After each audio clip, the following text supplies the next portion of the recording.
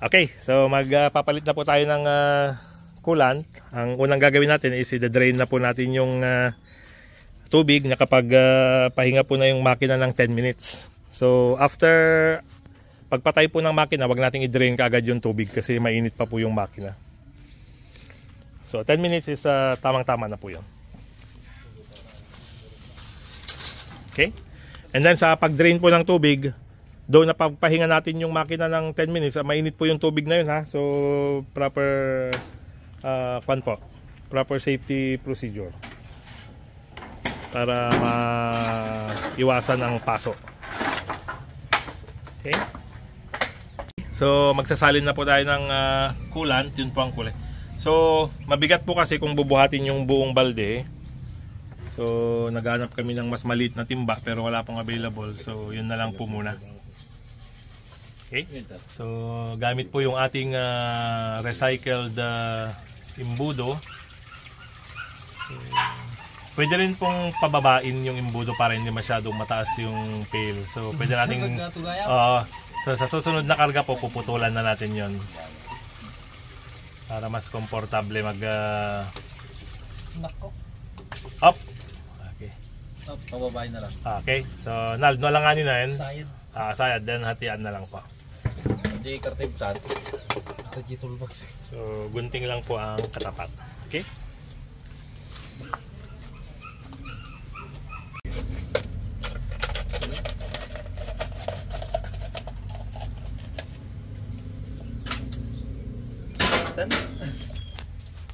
Ay. Up. Okay. Okay. So magkakarga lang po tayo, then i-update ko po kayo mamaya kung ilang liters yung naikarga. So sa engine oil sa 8DC9 parang almost 21 liters kasama po yung dalawang lata ng oil treatment. Pero sa langis po ang actual is 20 liters. Pupunta po yung 20 liters sa 3/4 ng dipstick. Ganda po ng kulay, parang Mountain Dew. May mga ibang kulay po ito, pwedeng pink. Pero ang nire-recommend po nila kung ano yung kulay na ginamit nyo sa una, yun din ang kulay na idadagdag kapag kailangan mag-top up. Huwag pong dagdagan ng ibang kulay. Para hindi po ma-dilute yung... Kasi parang yan po, tinitignan natin yung quality ng coolant na yan. Yan po yung itsura ng bago. Ngayon imagine po pag hinaluan yan ng pink, magbabago yung kulay. So hindi natin alam yung quality na kung ano na ba yung nahaluan na ba yun ng contaminant. So mas maganda po na isang kulay lang.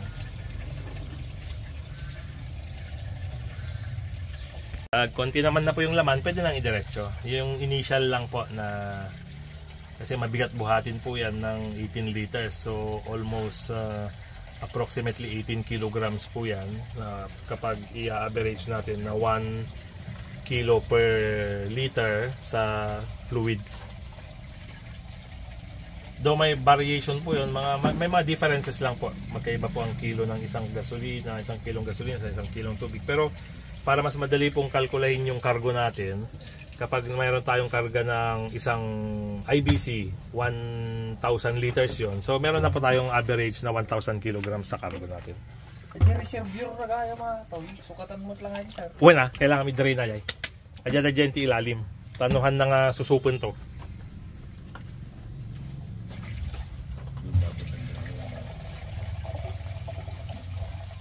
Okay, so ito na po yung pang 18 liters. Then titignan po natin kung nasaan na yung level.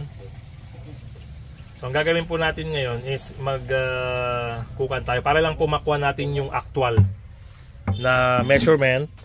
So per magnasan, adati takalan tayo no pang may sa litro.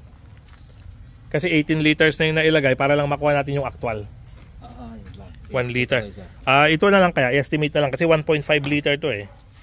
Then tinanggalan mo ng ulo. So baka 1 liter na to. Pwede natin estimate.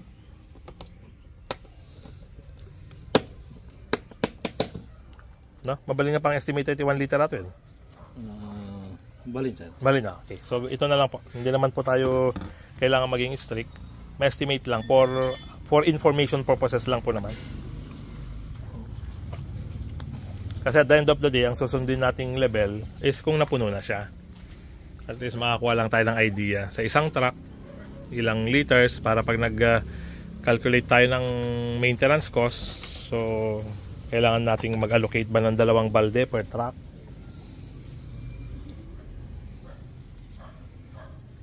And then pag nagdadagdag po tayo, hindi na tubig ang idadagdag. Pure coolant na lang din po. And then yun po, kapag dediretso tayo sa balde, make sure lang na malinis yung labi nung drain niya. Kasi didiretso na po yan sa radiator. Same din po sa engine oil. Make sure na kapag naglagay tayo sa oil anong tawag sa ganun, yung lalagyan ng oil? Oil fill. Sa oil fill cap.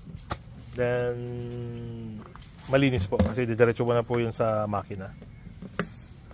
Okay, so 18 liters. Then gagawin po natin yung takalan as 1 liter.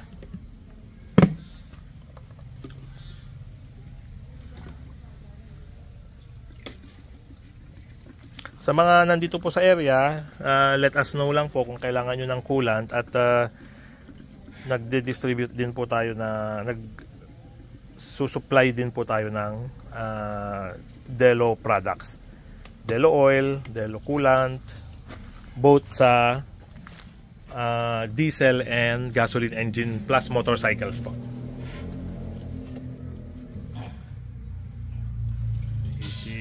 Adayo pa Ronald? Malayo pa. Wala pang bungad. Okay, so 18. Bilangin na lang. So i-update ko na lang po kayo mamaya pag na full na. Okay?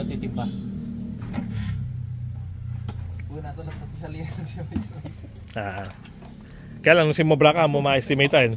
Make sure ka lang every 2 liters. Kaya? Mabaling ba sa radyo nagsubra na dyan, irugo din ton sa tayo, hindi ko na ito. Isublem. Nalalakag isublit yung babang, mitang ka to. Pero may manawan ti subli-subli. Okay. Kompleto na po, nasa around 22 liters po yung naikarga. So, parang parehas po sa makina kasi magkakarga pa po tayo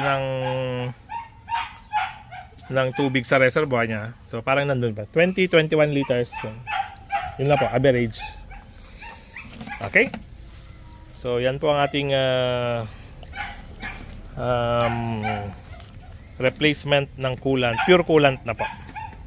So mas maginhawa po ngayon yung makina niyan dahil pure coolant na siya. Okay, lalo po sa peak ng summer later. Okay? Salamat po.